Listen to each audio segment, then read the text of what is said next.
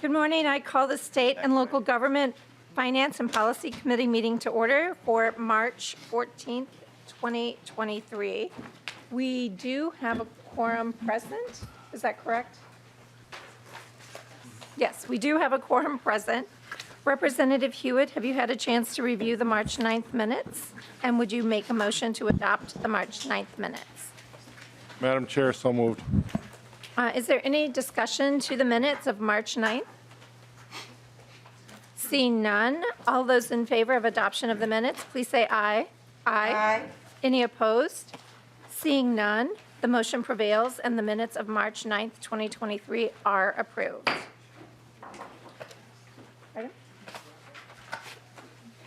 Okay, we are going to ask Vice Chair Hewitt to take the gavel, and I will do House File 22555.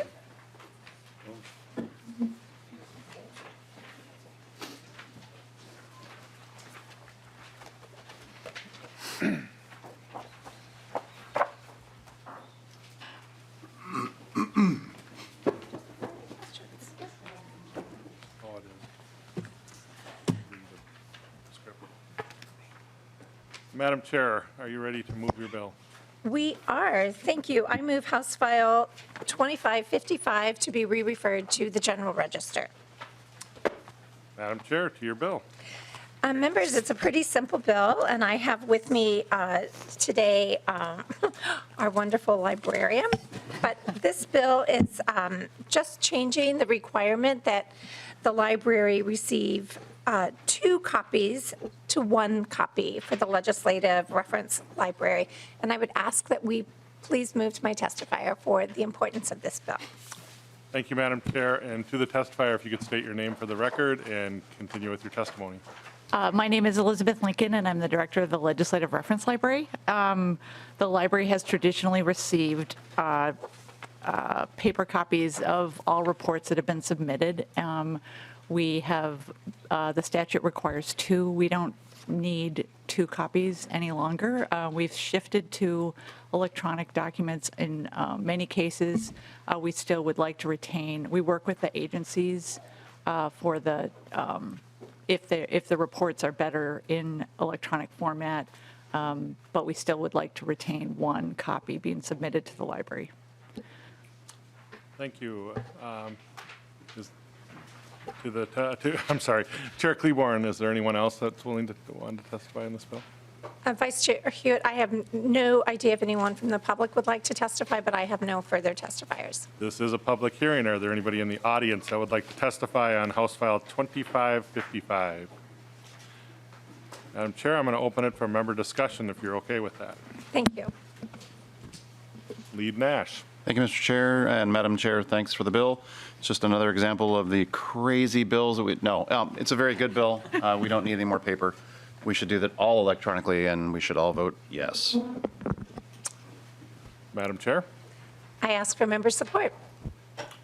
Seeing no more discussion, all in favor of the bill?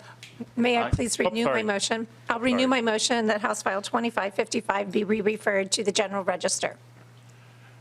With Madam Chair renewing her motion that this be moved to the General Register, all in favor? Aye. Aye. Any opposed? The ayes have it.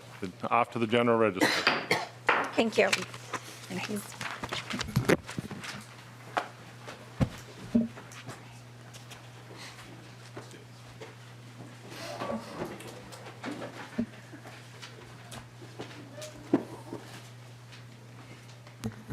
Good morning, Representative Howard. It's good to see you in committee.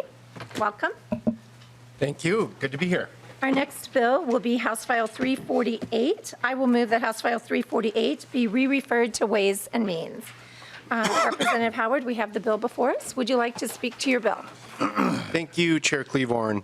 House File 348 is a bill that would help Minnesotans manage the costs of their prescription drugs and medical supplies for conditions that are complex and can cost extreme amounts of money and stress on Minnesotans, thousands of Minnesotans. And so what this bill would do would be to cap the cost of insulin, EpiPens and asthma medications for Minnesotans that are managing diabetes, that have allergy conditions, that have asthma, at $25 per month. It would also cap the cost of medical supplies at $50 per month. An issue that we haven't talked as much about. We've had a lot of conversation about the cost of insulin, the cost of drugs, but this bill would also get at the cost of the supplies, which have become a huge cost driver for many Minnesotans. And we're targeting these conditions because they affect thousands of Minnesotans, and we've heard from many, many Minnesotans about the hardships and burdens that these costs have on managing the diseases and conditions. And helping Minnesotans control those costs will help them better manage their conditions, better stay out of the hospital, stay out of the emergency room, and really create a win-win situation. The reason we're here in State Gov is there is a limited cost to CGIP, because this would apply to our state employees. There's about 130,000 employees in CGIP, and the fiscal note estimates about a 21 cents per month impact on those plans. The state would pick up 87% of those costs, and 13% would be borne by employees. And so there's a minimal fiscal cost, which is why we're here before State Gov.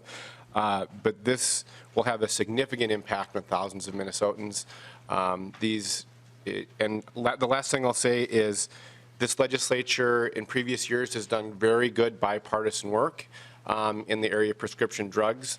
And this is an area for us to take another step.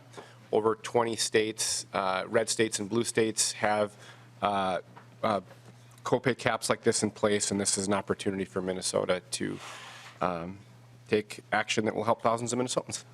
Thank you, Representative Howard. And I know when we heard this bill in Commerce, there were numerous people who came in and talked about the hardships of these costs on them. We will move to testimony. Is there anyone from the public who wishes to testify on this bill? Seeing none, we'll move to member discussion. Is there any discussion, members, on the bill? Representative Nadeau. Good morning, Madam Chair. Thank you, Representative Howard, for bringing this. I'll probably have a struggle, and Madam Chair, you can probably keep me on track. I will. I don't want to get into the health component of this. I want to stay in the state gov part. And I know that we're only addressing 348 today, but my concern is the cumulative impact on CGIP. We've got a number. This is one of 4 or 5 bills that are coming through the legislature that are going to have an impact on CGIP. And my question is, and I'm not sure that you've done this, and maybe you could just address it from this bill. Do you have copays are an important thing, and it's a balancing act, trying to make sure that we have adequate utilization, that we're not inhibiting people from accessing services. And oftentimes, I know what the plans do is the plans use actuaries to try to figure out what that sweet spot is, that balance, to make sure that there's skin in the game and keeping costs down, and also not decreasing utilization. As you've worked on this, have you worked with people to try to find, I know that zero deductible is kind of a sweet spot, but it also has a cost, and there's also a cumulative impact. Have you done any work on looking at what that cumulative impact would be to CGIP?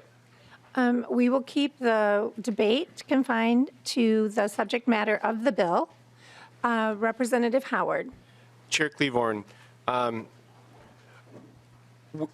I would answer it in a few ways. One, I think for this particular condition, there's a case for the health plans to keep copays low, in part because when folks are having trouble with that cost, that is going to show up in other more high cost medical interventions. So, for example, folks with type 1 diabetes, the doctors will say that the best way to manage that is through a CGM, a continuous glucose monitor. But I've heard from doctors that say that they're having to counsel patients about other methods to manage their diabetes because the cost component comes in. And if someone is not on a CGM, they might end up, going to the emergency room, a higher medical intervention, which is one of the reasons that the Minnesota health plans currently have voluntarily capped their copays at this amount. And so in some sense, the copay cap here, we're essentially putting in place what has been the practice of our health plans.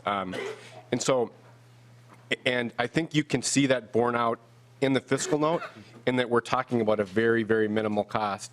And you mentioned other bills. I'm not sure if other bills have a much higher sort of impact, but when we're talking, 20 cents a month to the overall, or $1 or $2 a year, to me, that's a very reasonable path to go in terms of when the other side of the balance is tens of thousands of Minnesotans being able to better manage their condition. Thank you, Representative Howard. Representative Nadeau. And thank you, Representative Howard. The only other bill that we've had in front of State Gov was House File 390, and that had a kind of a similar fiscal note, which is why I kind of brought it up. So I appreciate that. I appreciate the bill. I don't have any other questions. Thank you, Madam Chair. Representative Howard, I'll just add that my own inhaler that I use several, but one that I use every morning is $243 a month. I pay a $53 copay with our current state insurance, so the change for me would be $3. But if I don't use it, a trip to the emergency room is $2,500. So it is a tremendous expense to the state if I don't use it regularly. So I'll just add that. Members, is there any other discussion? Representative Hewitt. Thank you, Madam Chair. And Representative Howard, more of a medical story, I guess, again. And one of my biggest concerns, and one of the strangest cases that I was on, was I was called to a home where a person was septic. And for that reason, and they were actually a state employee too, which was really interesting. And we looked at the wound site, because that's usually a relation to the sepsis. And we said, well, what's going on with type 2 diabetic? Well, because of the supply cost, the individual was reusing their syringes over and over again. So these are good bills. Thank you for bringing it forward, and we got to make sure we protect everybody. Representative Bonner. Thank you. I have no issues with the part of the bill that pertains to us. I'll say that up front. But I do want to just bring us back in this. We talk a lot about the dollars and cents of these issues. And really, this bill makes sense. And it makes sense because we talk about return on investment. For every dollar we invest up front in preventative care, we save exponentially on the back end. And I will tell you, the example that I have given you, Representative Howard, and so forth is, my sister is type 1. She was given a pump because of various health issues. Her diabetes was not under good control. They paid for the pump, but then refused to pay for the cartridges with the insulin in them, which of course renders the device useless. But the reason she's on that particular device to monitor and maintain good control over her diabetes is so that she does not end up in ketones. She does not end up in the hospital. An average hospital stay at this time is currently somewhere between $10,000 to $12,000. That may have gone up slightly since the last time I done that homework. However, my sister generally, because of bad management, will end up in the hospital 3 to 4 times a year. Let's do the math on that, folks.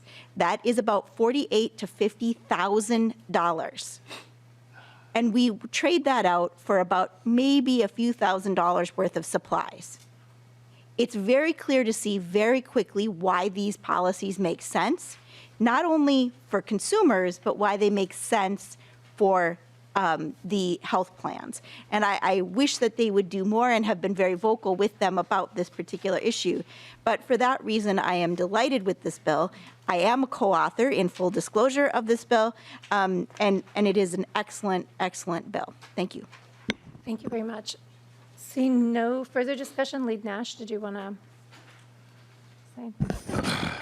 Madam Chair, thank you. I think that there are some salient points that Representative Nadeau made and that we could make outside of the purview of this this committee, but we'll save that for the floor. But other than that, I would say that I'm not sure why the author chooses to single only a prescribed number of things out in the plan as opposed to all of the drugs. And I'm not sure that changing the copay necessarily keeps prices lower, but that's a debate and theory that we can have later and on the floor. But I will not be supporting the bill, but that should surprise nobody, I guess. Thank you, Lead Nash. Representative Howard, would you like to wrap up, and then we'll call it, I'll renew the motion, and then we'll call the vote. Chair Klevorn, members, I really appreciate the conversation. This would have a positive impact for tens of thousands of Minnesotans who are managing complex conditions. It would help them manage their costs. It would help folks stay healthy and stay out of the emergency room. It is as common sense as they come, and I would encourage members to support it. Thank you. And with that, I will renew the motion that House File 348 be re-referred to the Ways and Means Committee. All those in favor, please say aye. Aye. Any opposed? Nope. Hearing a few, the motion prevails, and House File 348 is re-referred to the Ways and Means Committee. Thank you, Representative Howard. Thank you. Next, we will have House File 2446.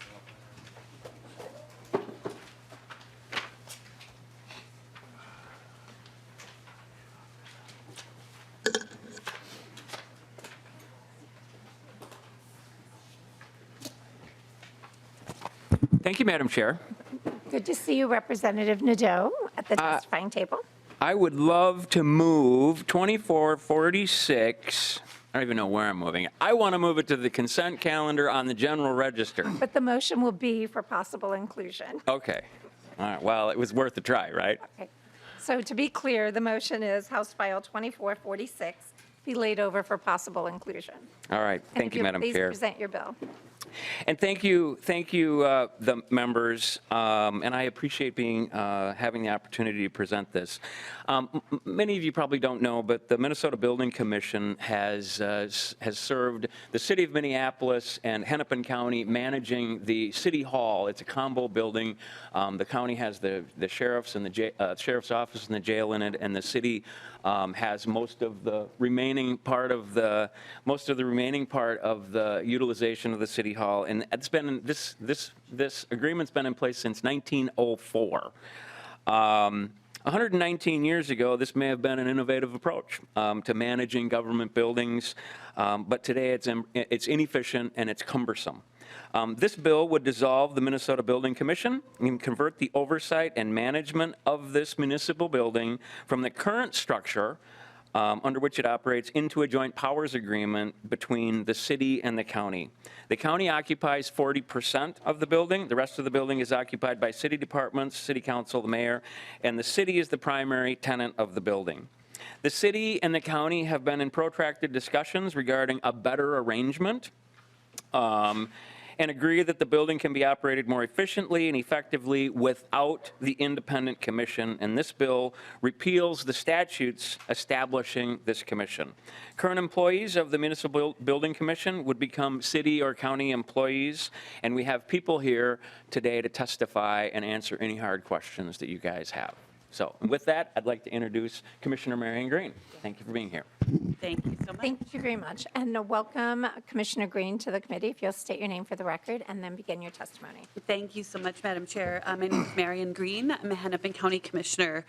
And Madam Chair and members of the committee, thank you for the opportunity to testify. I'm also a former House member and remember fondly serving on this very committee. So it's great to be back.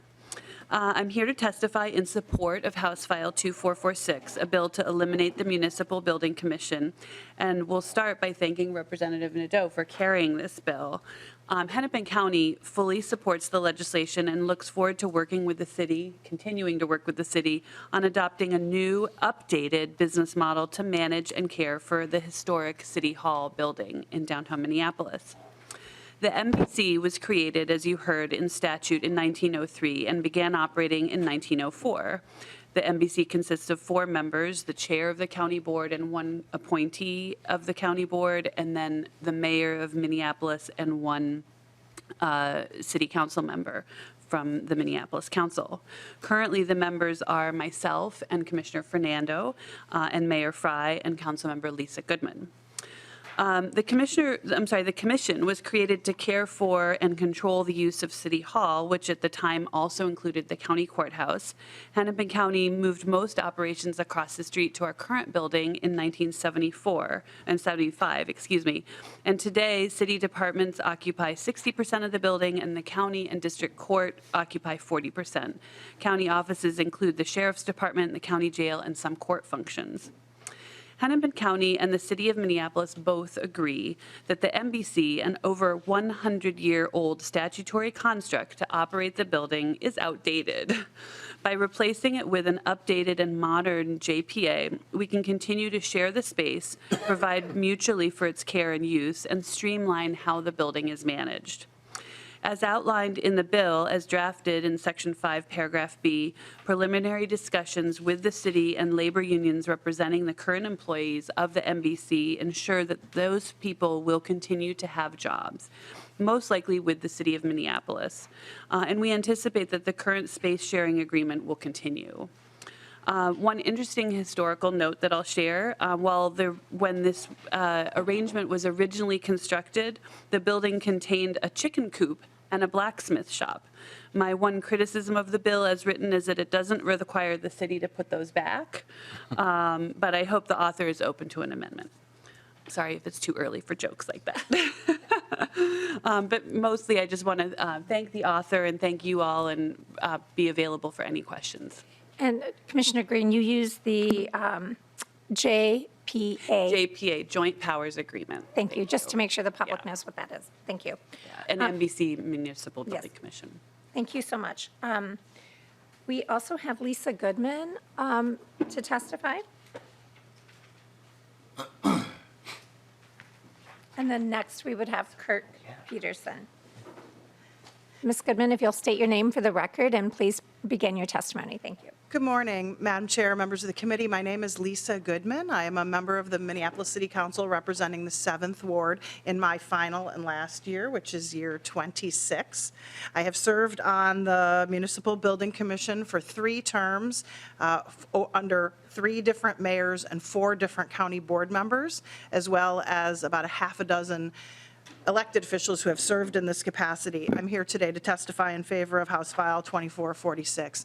This is a bill authored by our friend and ally, Representative Nadeau, about better government.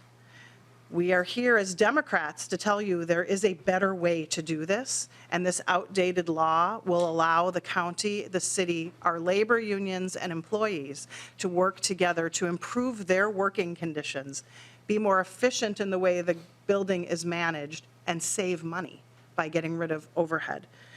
We're happy that the county has been a very strong partner with the city, although we do operate in a majority of the building.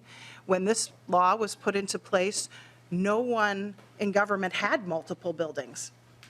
So it made sense at that time to do it that way. But the county has spread out throughout the county to serve people better, and the city has done so as well. And we have learned a lot. And one thing we know is that no one would operate a building like this the way it's being operated in the private sector.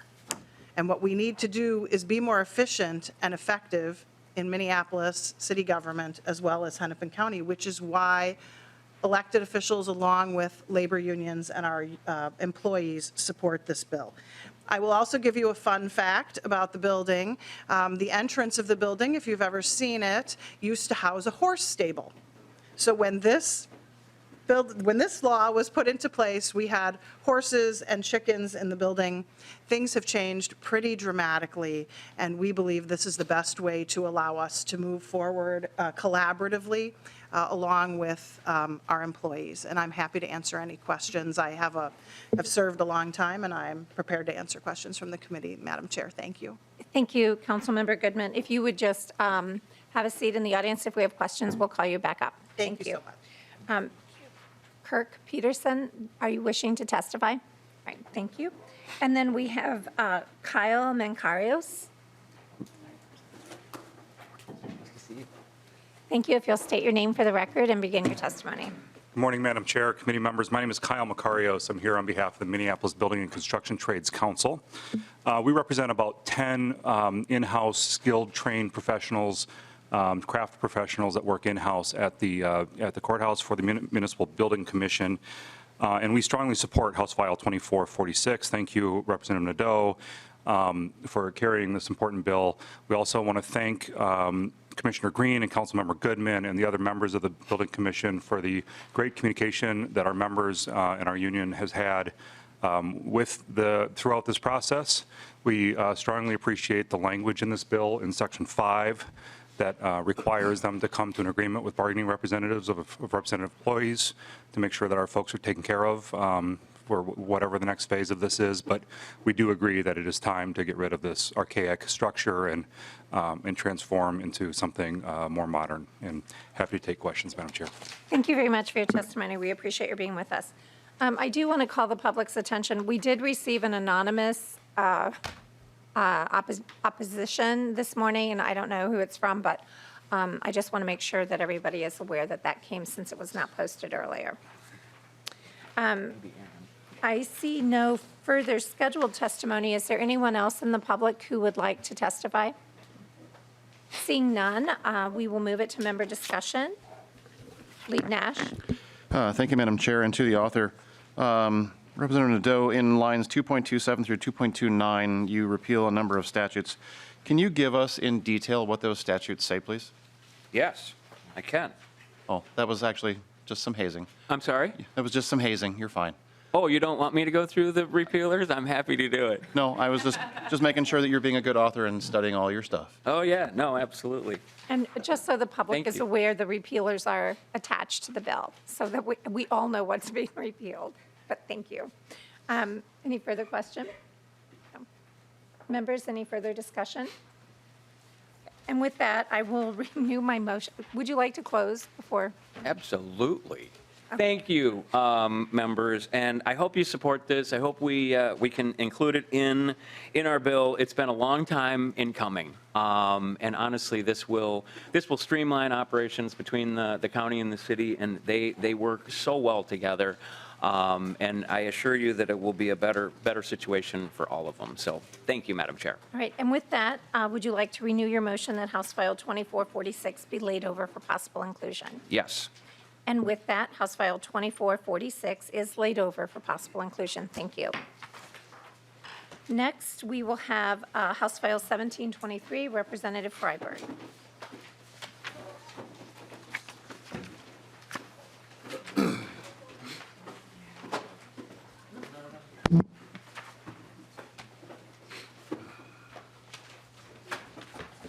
Representative Freiberg, would you like to move your bill, House File 1723, be re-referred to the Elections Committee? Sure, I will move that House File 1723 be re-referred to the Elections Committee. Thank you, and with that, the bill is before us. Please discuss your bill. Thank you, Madam Chair. This bill contains several provisions that are in the governor's budget. I'll just summarize them briefly. Section 1 removes the requirement that Federal Help America Vote Act, or HAVA funds, have to get appropriated by the legislature. These critical funds are used to enhance election technology and make election security improvements. But over the past few years, unfortunately, the funds have been used as leverage in legislative negotiations unrelated to election security. I just believe strongly that we should trust our election administrators to use the funds prudently, and we're unique among states, not in a good way, in having this requirement for legislative appropriation. Section 2 is a one-time request, and this is probably the most germane to this committee, for approximately $477,000 for the payment of court-ordered attorney's fees as a result of the Minnesota Special Redistricting Panel's resolution of redistricting matters. Under federal law, plaintiffs are entitled to seek reimbursement for attorney fees and costs associated with redistricting litigation. The court has granted reimbursement. There is incentive to pass this and pay it sooner as interest is accruing, and passing it sooner will actually save money. And Representative Nash, I know you have worked on this as well. And thank you for your work. I've been meaning to sign on as a co-author to your bill, in fact, House File 1418, that contains this provision, although it doesn't have the other two provisions. Section 3 is a one-time amount of $461,000 to meet the state matching requirements that will allow the Office of Secretary of State to utilize over $2 million in federal HAVA funds to secure and improve Minnesota's election systems.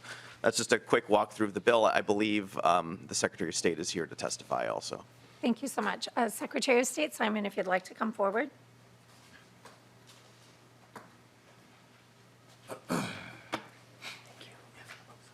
Please state your name for the record and begin your testimony. Thank you, Madam Chair and members. Steve Simon, Minnesota Secretary of State. It's an honor to be here before you. I want to thank Representative Freiberg for carrying this bill.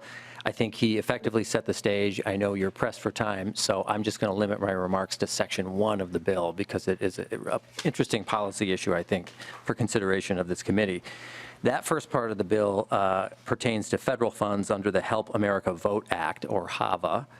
Since its passage in 2002, Congress has periodically appropriated money to secretaries of state for various elections purposes, and in recent years, Congress has appropriated the money for election security purposes. But Congress has wanted states, to have some skin in the game, and so it's usually required a state match of anywhere from 5 to 20%, sometime within 2 years of the appropriation.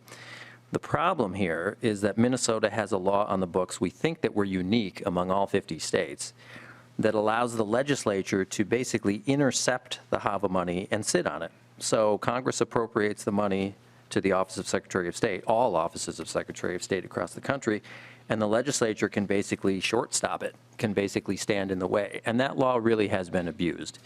The most blatant example came in 2018. Congress appropriated money to all secretaries of state for election security purposes, and that money was meant mostly to help states beat back would-be hackers in the 2018 election.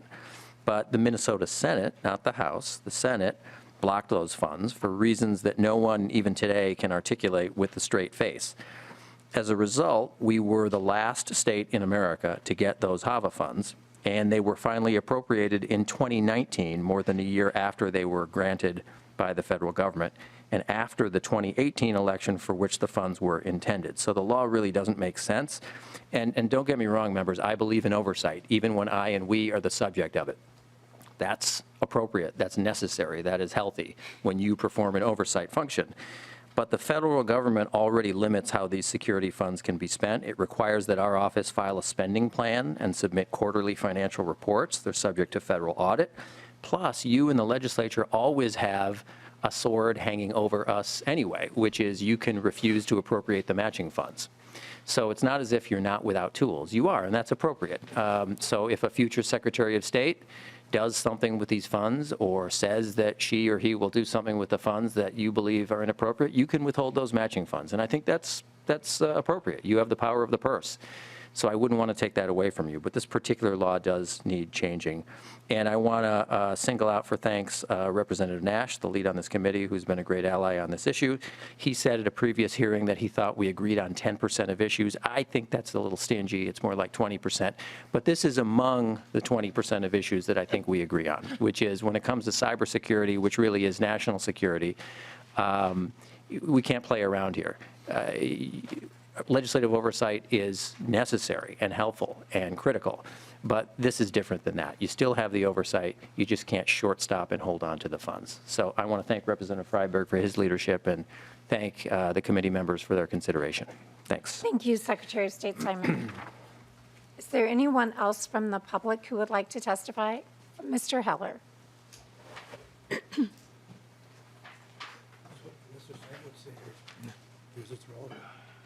He'll be listening. Welcome to the committee, Mr. Heller. If you'll state your name for the record and begin your testimony. Thank you, Committee on State and Local Government Policy. This is Rick Hiller here, testifying on March 14th on this 1723 bill. I'm a white male with braided beard with a camouflage hat on. Regarding this, Steve Simon is here, glad of that. Got a communication last week from B.B. Black, their attorney. I've been pursuing accessibility at the voting polls since 2016. I believe Representative Freiberg got the correspondence just yesterday with Representative Green. I only have one specific question for Mr. Simon, if he's willing to yield to the question through the chair, and it was this question. Does this current bill free up money for webpage accessibility at the Secretary of State, through the chair? Thank you, Mr. Heller. We can ask Secretary of State Simon to come forward and answer the question.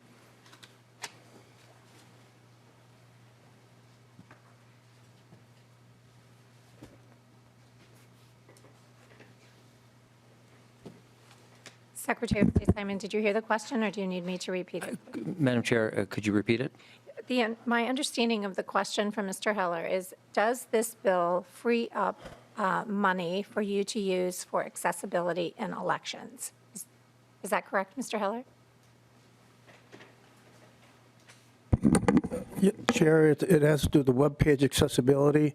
The other piece of this has to do with accessibility of the voting polls. Thank you very much, Mr. Heller. Clarification of webpage and voting polls. Thank you, Madam Chair. Steve Simon, Secretary of State.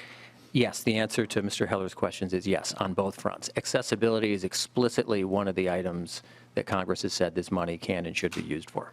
Thank you very much. Mr. Heller. It's my understanding B.B. Black didn't express what bill it was. That's why I had to ask. And if about 2 years ago I brought this up in a late evening joint meeting with Ms. Kiffmeyer in Government Operations and Mr. Nelson. And at that point, they didn't think Section 508 and Web Content Accessibility Guidelines does not apply. But when I look at the summary, it doesn't say there are any changes in the law. So it's in a way it's misleading, because if it does provide, they need to correct the summary, because it is correct that now they can use HAVA money and state dollars for applying to the webpage accessibility and at the voting polls. And I would just like to hear a yes from Mr. Simon, that's all. Thank you, Mr. Heller, and I appreciate your bringing this important issue to the committee. Thank you, and thank you, Secretary of State Simon. Is there any further discussion of the bill? Seeing none from the public, I will move it to members.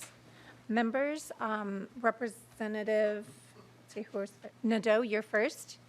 Thank you, Madam Chair, and thank you, Representative. And I'm not sure if this is a question for you, or if the Secretary wants to come back. So and you can correct me if I'm wrong, it appears to me that the money can be drawn down from the federal government and spent without, if we strike 1.7 and 1.8 in the bill, the money can be drawn down and spent, and then the Secretary would have to come back and ask the Legislature for that matching appropriation. Would that put us in a bind if we decided that we didn't, if the Legislature didn't want to make that appropriation for whatever reason? Would that put the Secretary of State's office in a bind? Representative Freiberg.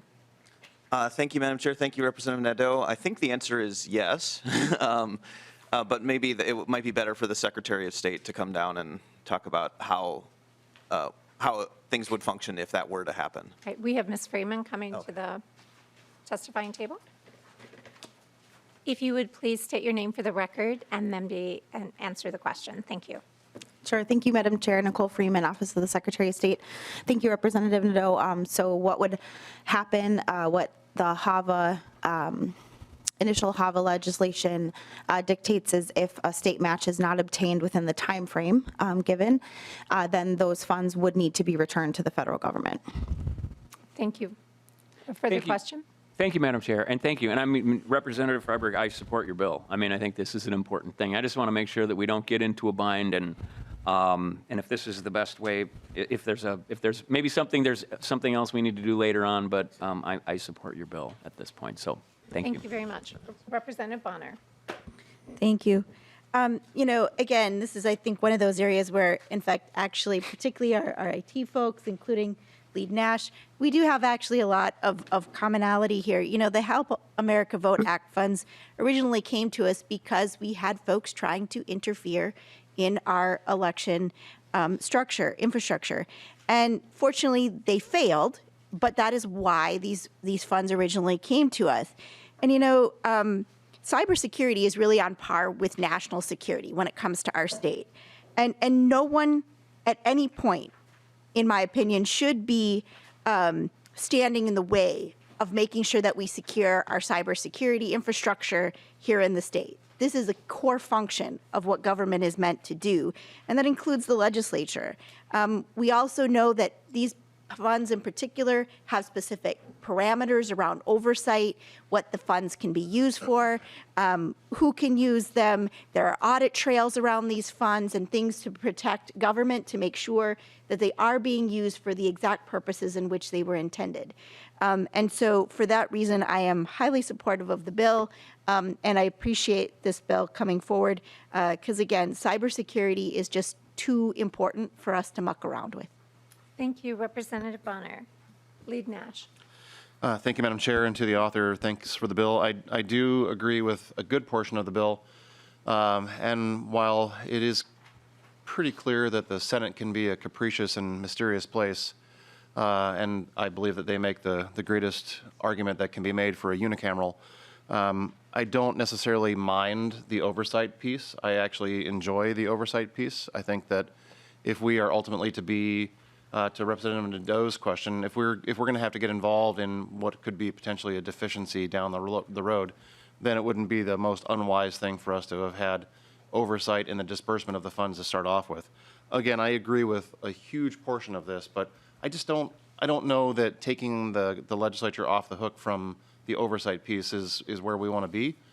I've never found it particularly onerous, and you and I have served on the Elections Committee, and the Secretary just did talk about that. I've never tried to play games with the funds, and I just think that, once again, if we can try to be a better fiduciary of these funds without playing reindeer games with holding things up, that we are in a much better place. So I don't support that part of it, but I do support the effort that is trying to go on here. So thank you. Thank you, Lead Nash. Representative Freiberg, would you like to close up your bill? Sure. Just since the discussion seemed to focus mainly on the legislative authorization part, I just wanted to comment that, once again, you know, we are unique among states in this requirement, and experience shows it hasn't worked very well. I do think that the point that Representative Nadeau made is a valid one, that there's the potential to be in a bind, but 49 other states don't have this provision in place, and I haven't heard of lots of problems as a result of that. So I think this is a common sense change. I think the funding is extremely important. That's included in this bill, so I would encourage members to vote yes, and thank you for your consideration. Thank you, and I will just say, just a reminder to the public that it was not the House Republicans or Democrats who played games with the HAVA funds. So we have been good stewards of that program. And with that, would you like to renew your motion that House File 1723 be re-referred to the Elections Committee? Yes, I will renew that motion. All those in favor, please say aye. Aye. All opposed? No. Hearing two, the motion prevails, and the bill, House File 1723, is re-referred to the Elections Committee. Thank you. Lead Nash, you're up next with House File 1835. Thank you, Madam Chair, and I would move House File 1835 to be laid over for possible inclusion in the House State Government Finance Bill. Thank you, and with that, would you please speak to your bill? Thank you, Madam Chair and members. For those that have served on this committee for any period of time, you'll remember that I think it was 2 years ago I authored a provision or a bill called the Cloud First Bill.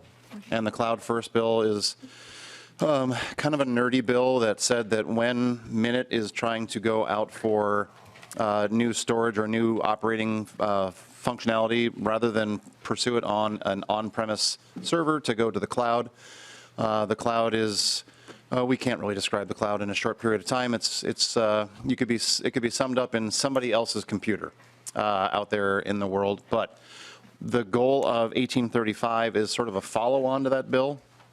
and it is a portion of the bill would have some reporting as to what's going on with our cloud deployment. In IT terms, we often use the description of multi-cloud, and that's where we have multiple vendors providing competitive services to obtain the greatest functionality and at the lowest possible cost to the state of Minnesota. So that is the goal that we're pursuing, and the first portion of the bill would be to create some reporting out of that. In speaking to Minute, they have they could produce their report for us very quickly and have no objections to that. The second part of the bill is on how do licensed pieces of software go on to cloud services.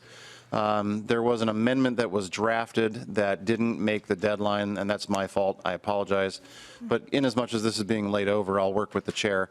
The amendment is actually the solution that's being used in the state of Iowa, and it tightens the language up a little bit. And Chair Klevorn, I'll work with you on trying to engross that into the bill.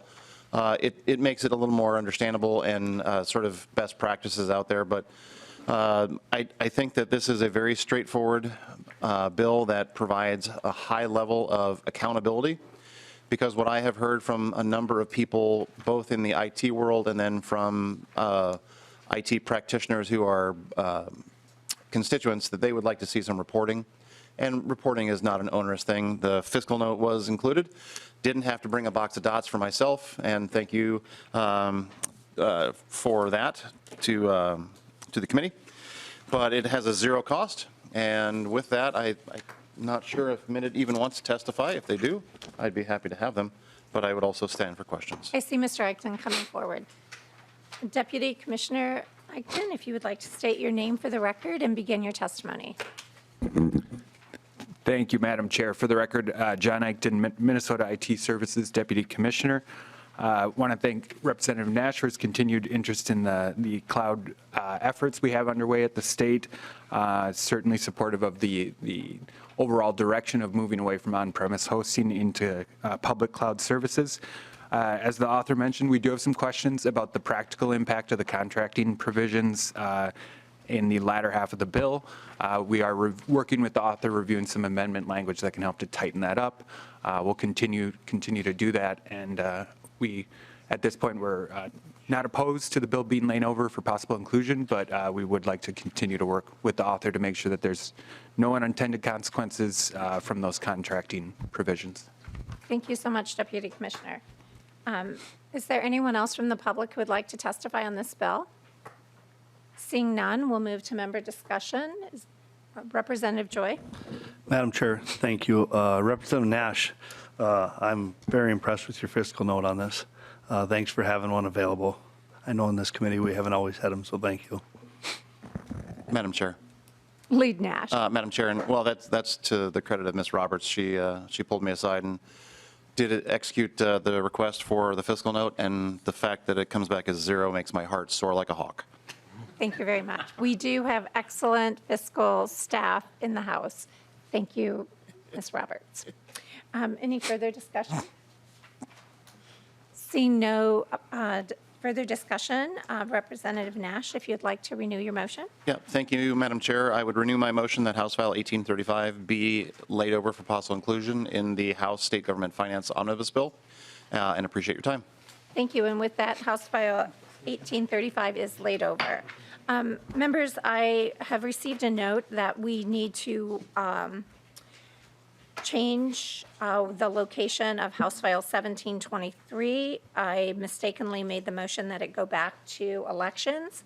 If we could please re-refer House File 1723 to Ways and Means. Representative Freiberg, if you would speak to the change. I see Matt Gehring twitching a little bit. I think maybe the motion would be to reconsider the motion to send it to elections first, Are we and then we would make a motion to re-refer it to Ways and Means. Let us do this. Let us ask Mr. Gehring to state the motion for the record.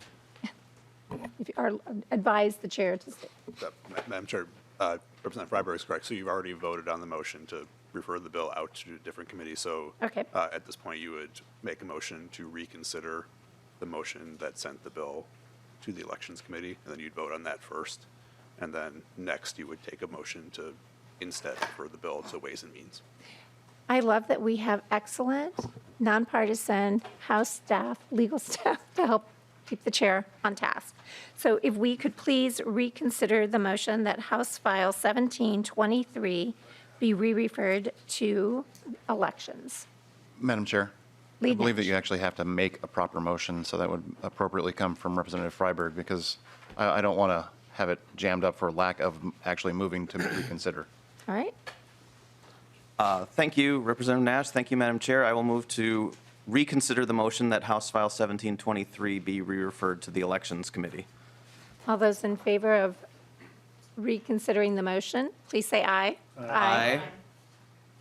All of those, now we need to make the motion, the new motion. Yep. I will move that House File 1723 be re-referred to the Committee on Ways and Means. Any discussion to the motion? Mr. Gehring, is it correct? Madam Chair, maybe just for the record, just indicate that the first motion prevailed. Oh, thank you very much. The motion to reconsider House File 1723, having had vote, the motion prevails, the motion is adopted. House File 1723 is now before the State Government Committee. Is that correct, Mr. Gang? Thank you. Now I will make the motion to re-refer House File 1723 to the Committee on Ways and Means. Thank you. Is there any discussion to the new motion that House File 1723 be re-referred to Ways and Means? Seeing no discussion, all those in favor of the motion that House File 1723 be re-referred to Ways and Means, say aye. Aye. Any opposed?